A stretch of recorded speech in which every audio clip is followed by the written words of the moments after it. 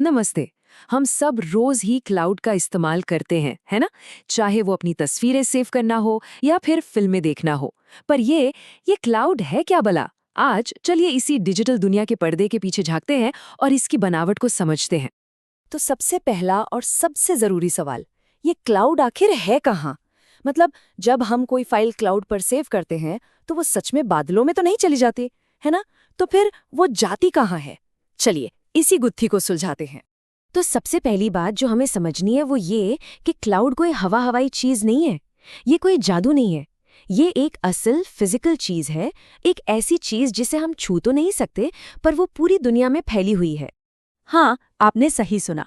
Cloud असल में कुछ और नहीं बल्कि दुनिया भर में फैली हुई विशालकाय इमारतों का एक नेटवर्क है। ये हैं डेटा सेंटर्स, और इन इमारतों के अंदर आपको मिलेंगे हजारों लाखों कंप्यूटर सर्वर्स जो बिना रुके 2400 घंटे काम कर रहे होते हैं। अब जरा इस तस्वीर को देखिए। ये क्लाउड के विशाल पैमाने को दिखाता है। जो बड़ी बड़ी कंपनियां क्लाउड सर्विस देती हैं, वो पूरी दुनिया को अलग अलग रीजन यानी इलाकों में बांट देती हैं।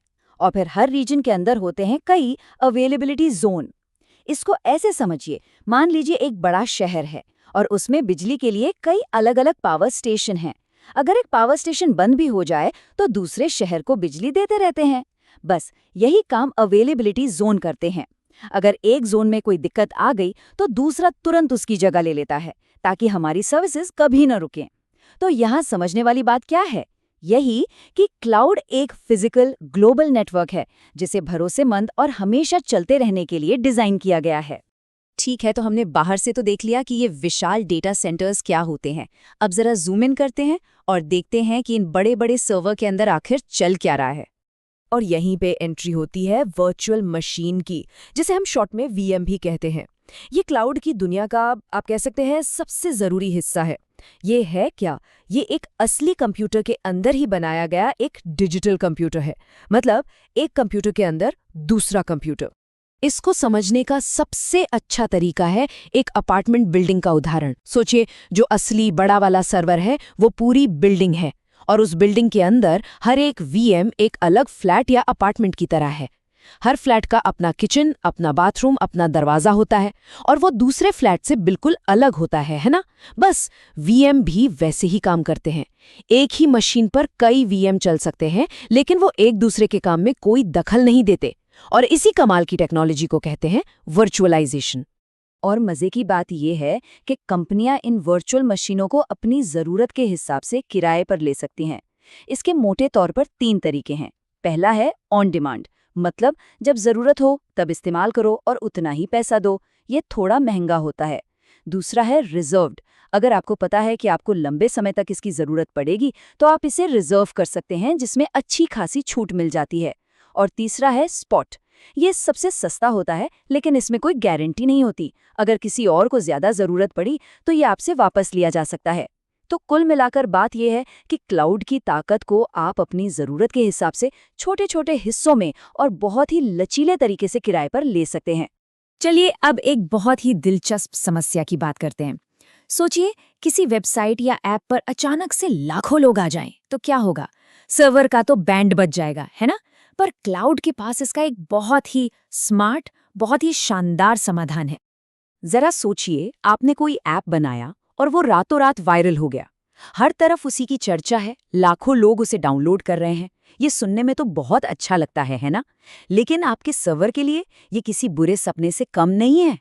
ये ग्राफ बिल्कुल वही कहानी दिखा रहा है।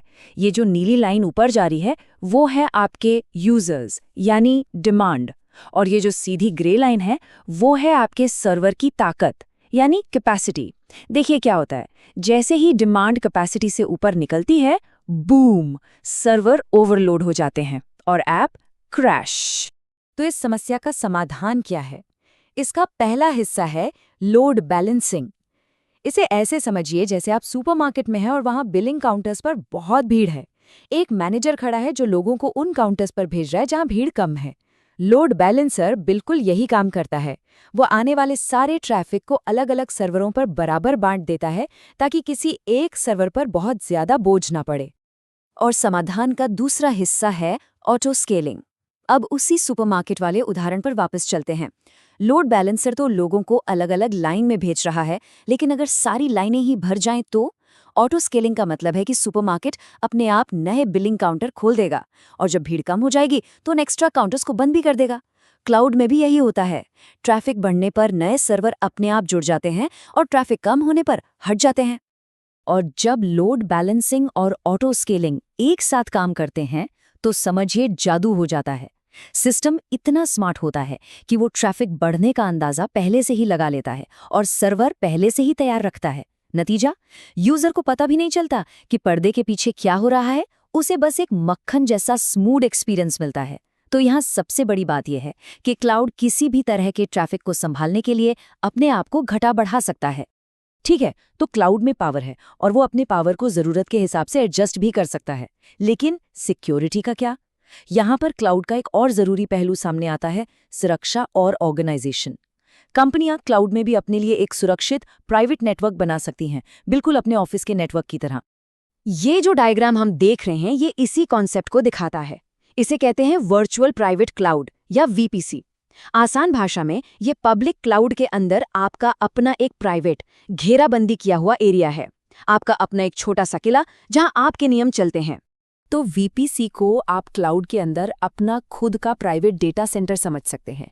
ये आपको अपनी नेटवर्किंग पर पूरा कंट्रोल देता है, मतलब कौन अंदर आ सकता है, कौन बाहर जा सकता है, अंदर कौन किससे बात कर सकता है, ये सारे नियम आप खुद तय करते हैं। और इस प्राइवेट नेटवर्क को मैनेज करने के लिए कुछ ज़रूरी चीज़ें होती हैं, जैसे कि सबनेट, जो आपके नेटवर्क को छोटे छोटे हिस्सों में बांटता है, जैसे ऑफिस में अलग अलग डिपार्टमेंट होते हैं। फिर है इंटरनेट गेटवे, जो कि इंटरनेट के लिए मुख्य दरवाज़ा है। और एक होता है नैट गेटवे, ये एक बहुत ही चालाक सिक्योरिटी गार्ड की तरह है। ये आपके प्राइवेट सर्वर को बाहर इंटरनेट से अपडेट तो लेने देता है, पर बाहर से किसी को सीधे अंदर नहीं आने देता। तो सीधी सी बात यह है कि वीपीसी क्लाउड में सिक्योरिटी और कंट्रोल की एक मजबूत दीवार खड़ी कर देता है। तो हमने पावर देख ली, स्केलिंग देख ली, सिक्योरिटी भी समझ ली। अब इस सफ़र के आखिरी पड़ाव पर आते हैं, यानी हम और आप जो आखिर में इन सर्विसेज का इस्तेमाल करते हैं। क्लाउड ये कैसे पक्का करता है कि हमें हर चीज़ फटाफट बिना इंतजार के मिले, चाहे हम दुनिया के किसी भी कोने में क्यों ना हो? और इस सवाल का जवाब है CDN, यानी कंटेंट डिलीवरी नेटवर्क। ये जो तस्वीर में आप दुनिया भर में फैला हुआ जाल देख रहे हैं, ये सर्वरों का वही शक्तिशाली नेटवर्क है। तो ये काम कैसे करता है? बहुत सिंपल है। सोचिए, दुनिया भर में लाइब्रेरीज की एक चेन है। जो मेन सर्वर है वो है सेंट्रल लाइब्रेरी, जहां सारी किताबें हैं। लेकिन CDN क्या करता है? वो हर शहर के लोकल लाइब्रेरी में सबसे ज्यादा पढ़ी जाने वाली किताबों की एक एक कॉपी रख देता है। अब अगर आपको कोई पॉपुलर किताब चाहिए तो आपको सेंट्रल लाइब्रेरी तक जाने की जरूरत नहीं, वो आपको अपने शहर की लाइब्रेरी से ही फौरन मिल जाएगी। CDN भी यही करता है, वो वेबसाइट और वीडियो की कॉपीज को आपके सबसे नजदीकी सर्वर पर रख देता है। नतीजा, सब कुछ सुपर फास्ट लोड होता है। तो CDN हमारे डिजिटल एक्सपीरियंस को तेज बनाने के लिए कंटेंट को हमारे पास ले आता है। तो इस पूरी बातचीत से हमने क्या समझा? यही कि क्लाउड कोई जादू नहीं है, ये कोई रहस्यमयी बादल नहीं है। ये एक बहुत ही सोचा समझा शानदार आर्किटेक्चर है। असली डेटा सेंटर्स, वर्चुअल मशीनें और स्मार्ट नेटवर्किंग का एक ऐसा कमाल का ढांचा जिसने हमारी आज की डिजिटल दुनिया को मुमकिन बनाया है। अब सवाल सिर्फ एक है, इस मजबूत नींव पर आने वाले कल में और क्या-क्या कमाल की चीजें बनाई जाएंगी?